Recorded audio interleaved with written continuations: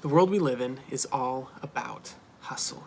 It's all about that hard work, right? We idolize those people. The people that we look up to are the CEOs and company owners that work 80 hours a week, right? We look for every opportunity to make more money, to put in more hours, to make more progress, to be more productive. We put all this effort in thinking that it's going to make our lives better. And that's what we're told by the world, is that if you work hard, you'll make it. If you work hard, you'll be able to do anything.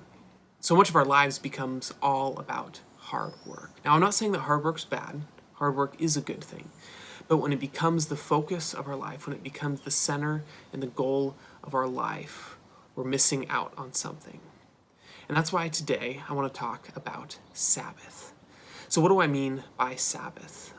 I guess to put it simply, it's a day off. Now, it's more than a day off, and that's what's important. But where do we see Sabbath coming from? Well, it's in the Bible. And we see it first come up right at the beginning. In Genesis chapter 2, at the beginning of chapter 2, we have the seventh day of creation, right? So God created the world in 6 days, and then what did he do on the seventh day? He rested. Now, he didn't rest because he had to, but he chose to. He chose to stop and to enjoy his creation for a day.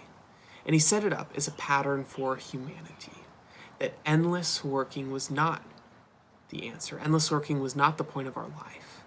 That we should stop every once in a while, in fact, once a week, and reflect and enjoy what God has given us. And so he gives that as a law. It's one of the 10 Commandments to the Israelites. And there's actually a whole lot more with the sevens and the Sabbaths throughout their law and throughout their history. And they often have a hard time following it. But the whole point of it is to get people to stop for once a week, to rest, to enjoy God, to delight in him, to reflect on what he's done. And we have a hard time doing that in our culture today. We get to Jesus. And at that time, the people, the religious leaders, were practicing Sabbath very strictly. They had all these extra laws of what you could and could not do on the Sabbath. But Jesus comes on and he shows them how they're missing the point. You see, man was not made for the Sabbath, but the Sabbath was made for man. Sabbath is a gift for us. And what I usually see is people reacting to what Jesus has said during that time. And so these days, people don't practice Sabbath because they say that's legalistic, right? You don't have to take that day off. Jesus got rid of that. And I wouldn't say that's exactly what Jesus did. Jesus was pointing out that they were missing the point of Sabbath. But Sabbath is still a very good thing for us. And there's 2 reasons why it's a very good thing for us. Number 1 is we need rest. A lot of health issues, a lot of mental health issues in our lives is because we don't take time to rest. But there's another reason, and I think it's a more underlying reason, and we often don't think about it, but it may be even more important, is that by taking a Sabbath, we stop. And that's actually what that Sabbath word means, Shabbat. It means to stop. We stop what we're doing, and we rest in God. And really what it is it's saying, okay, God, you are God, and I'm not. So often we're not willing to take a day off because we think that if we take a day off, the world's going to fall apart, right? If I don't have my phone on for a day, the company I work for is going to fall apart. And we like feeling important. That makes us feel important to feel like we are indispensable and everything is going to fall apart if we take a day off. But that's not a good way to live. We need to live truly understanding that God is in control and that we must take a day off to remind ourselves that we are not that important, that God is the one who is in control, that he is the one who is sovereign over all things. And taking a Sabbath day reminds us of that every week. I'm not in control, God is.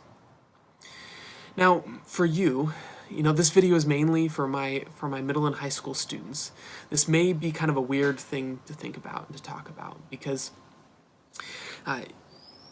you're often maybe accused of being lazy. Now, maybe you are, maybe you're not, I don't know. But I think at some point in your life, you're going to face this difficulty of idolizing work, and you're going to want to work so hard and not want to take a day off from what you're doing.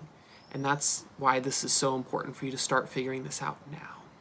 And I recognize that you're living in a family right now that maybe maybe isn't ready to start practicing Sabbath. Maybe they don't understand it, they don't want to do it. And so it may be very hard for you to take a whole day off as a Sabbath. But I want to encourage you to do it in some way or another.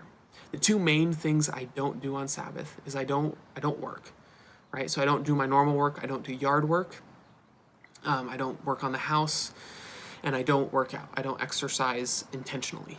I take a break from those things. Okay, so I don't work. And the second thing is I turn off my phone. No screen time. So I don't watch TV, I'm not on my computer, I'm not on my phone.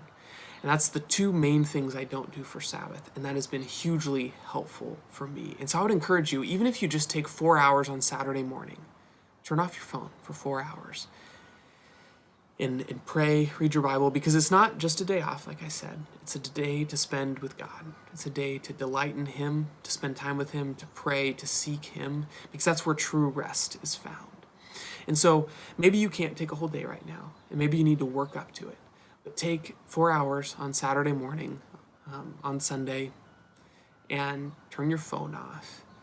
Read your Bible, pray, spend time with Jesus. Remind yourself that you're not that important, and teach yourself how to rest in God. Because what we find in Hebrews chapter 4 is that ultimately our true Sabbath rest is found in Jesus, and we can find that Sabbath rest anytime. And I've heard people use this as an argument for not practicing a Sabbath day, because you can find rest in Jesus all the time. But my answer to that is that in order to find rest in Jesus all the time, we need to practice. And we practice by setting apart a day every week that we're practicing it. And that's the only way that we're going to be able to rest in Jesus all the time, is if we spend a day each week practicing it. This is a very overlooked spiritual practice in today's world. We often don't talk about it, and many people don't practice it. And yet I think it's so essential for our life with God, for us to practice Sabbath, for us to rest in Jesus one day of the week, to remind ourselves that we're not in control and that we can rest in His grace. And that's what Sabbath is really about.